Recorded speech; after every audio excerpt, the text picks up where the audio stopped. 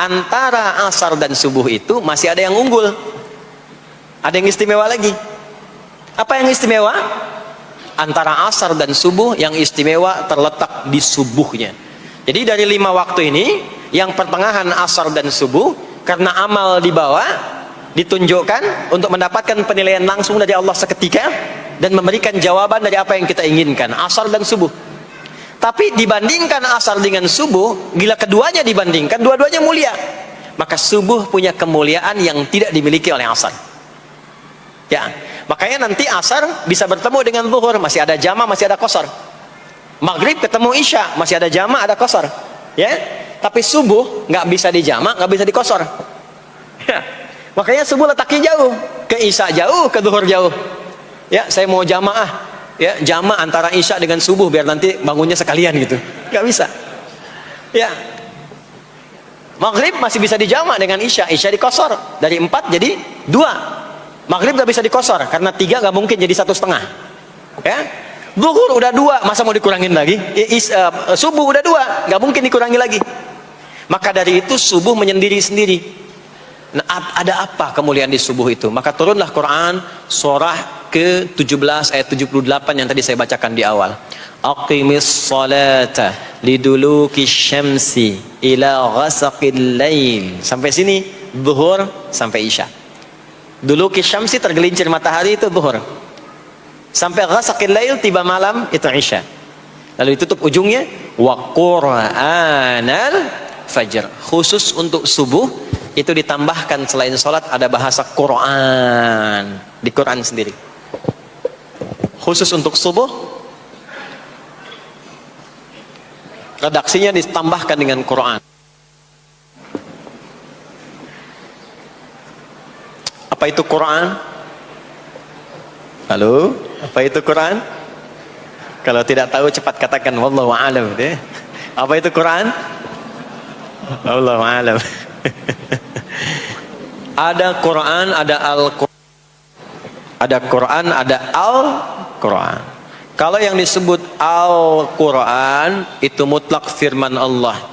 Dari mulai Al-Fatihah sampai An-Nas. Ini yang terdapat di dalam mushaf ini, di 2 jilid ini. Ya, itu Al-Quran. Kalau disebutkan Quran tanpa alif lam, maka yang dimaksudkan bacaan secara umum. Apakah itu Al-Quran, doa, istighfar, semua bacaan itu Quran. Kemuliaan sholat subuh itu dimulai sejak waktu fajar, matahari mulai keluar sinarnya untuk membelah gelapnya malam, itu sinarnya disebut dengan fajar. Nanti subuhnya saya terangkan di akhir. Sinarnya dibelah, membelah kegelapan malam, fajar shadiq.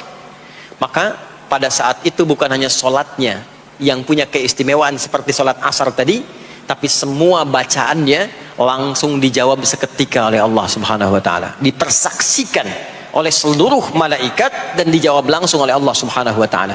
Jadi kalau Anda berdoa, maaf, doanya lebih cepat terkabul kalau dipanjatkan dengan cara yang benar dan khusyuk. Kalau Anda istighfar, langsung dijawab. Kalau kita baca Quran, pahala langsung dituliskan berlipat. Itulah kemuliaan waktu fajar. Jadi Allah sendiri yang menyampaikan, bukan cuma sholat yang penting, semua bacaannya itu langsung didengar, langsung direspon, langsung dipersaksikan. Karena itu ada anjuran bahkan dari Al-Quran, dan ini dikerjakan oleh semua sahabat. Saking pentingnya sholat subuh itu, waktu fajar itu, bahkan mereka bangun dan menunggu sebelum tiba fajar. Maka disitulah muncul kemudian tahajud. Maka muncullah kemudian istighfar sebelum waktu subuh. Ya, ada amalan. Ini saya mau kasih rahasia ya. Tapi tolong jaga, ini antara kita saja di sini. Ya, rahasia. Ada waktu sebelum subuh. Cuman 15 sampai 20 menit kurang lebih. Ingat ya, kalau dikonversi sekitar 15 sampai 20 menit waktunya. Namanya waktu sahar. Sahar, jamaknya ashar. Jamak itu karena setiap hari oleh Allah dikasih itu. Sahar, jamaknya ashar. Rahasianya di mana? Bapak Ibu, ini waktu yang paling cepat untuk terkabulnya doa. Anda mau minta apa saja, hadisnya qudsi. Ibadi, kata Allah, hambaku, siapapun yang bermohon sekarang aku kabulkan, yang minta aku berikan. Wa man istaghfara li ghafartu lah. Siapa yang minta ampunan, istighfar, aku ampuni dia sekarang juga. Baik, Bapak Ibu, begini saya tanya nih, kalau ditawarkan minta apa saja diberi, ya, terus minta ampun juga diampuni, pilih mana? Minta apa saja diberi, mau minta apa saja, atau mau minta ampunan istighfar, pilih mana? Jujur aja, kalau ada proyek nilainya 100 miliar, ya, ada utang 1 miliar belum ditutup, terus perlu minta apa saja diberikan, pilih mana? Minta 100 miliar potensi dikabulkan, atau minta diampuni dosa, pilih mana? Pilih salah satu, nggak usah dua-duanya. Oh, ada tawaran dikasih 100 miliar atau diampuni dosa, pilih mana? Ampuni dosa. Pelan banget ya. Kata ibu kalau bisa dua-duanya gitu. Coba, kalau ada rumus begini, Anda disuruh memilih apakah dunia dan seisinya atau memilih ampunan Allah, maka pilih ampunan Allah. Karena nanti ada rahasia yang kedua. Banyak rahasia ini.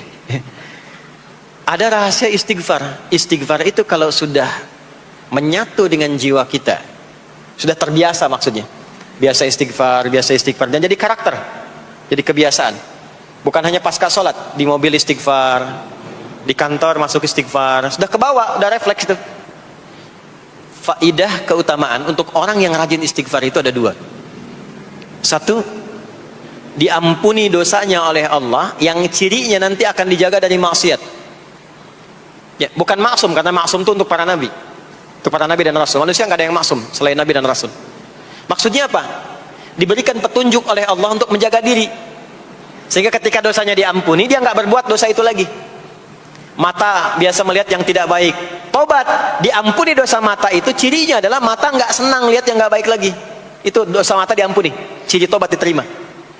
Maka istighfar itu menggugurkan dosa-dosa dan menjaga kita dari perbuatan salah. Yang kedua, orang yang sudah terbiasa beristighfar, itu doa cepat dikabulkan, bahkan sebelum ia memintanya dan memohonkannya. Jadi sebelum melafazkannya, itu bisa terjadi Allah sudah mengabulkannya. Itulah kemuliaan istighfar. Nah, orang-orang yang istighfar menunggu waktu datangnya fajar, itu mendapatkan kemuliaan langsung dari Allah, sampai dikatakan di Al-Quran, disebutkan sebagai orang-orang yang akan menghuni taman surga yang sekarang sedang beraktivitas di dunia. Itu ada di Quran surah ke-51 ayat 15 sampai 18, yang istighfarnya di ayat 18. Ya, jaminan surganya ayat 15, 16, 17-nya tentang tahajud. Innal muttaqina fi jannatin wa 'uyun akhidhina ma atahum rabbuhum innahum kanu qabla dhalika muhsinin. 17-nya kanu qalilan minal laili ma yahja'un, bahkan nunggu waktu sahar, nunggu subuh, tahajud dulu. Kemudian 18-nya wabil ashari hum yastaghfirun. Istighfar. Sampailah tiba dia waktu fajar subuh. Ya. Itu selesai dia istighfar, dapat kesempatan subuh, sholat dulu 2 rakaat. Itu saking tingginya waktu itu, nilainya kata Nabi melebihi dunia dan seisinya. Melebihi dunia dan seisinya. Masya Allah. Makanya muncul kemudian sabda Nabi, raka'atul fajri khairum minad dunya wa ma fiha. 2 rakaat subuh ini daripada dunia dan seisinya. Itu asalnya di sini. Nah, jadi memang subuh itu masih diperjuangkan. Dan subuh itu generatornya, kalau subuh sudah bisa konsisten, yang lainnya ikut. Subuh itu kalau sudah konsisten, subuh ke masjid, jamaah, subuh jamaah, bangun tahajud, istiqamah, istighfar. Itu kalau subuhnya sudah bagus,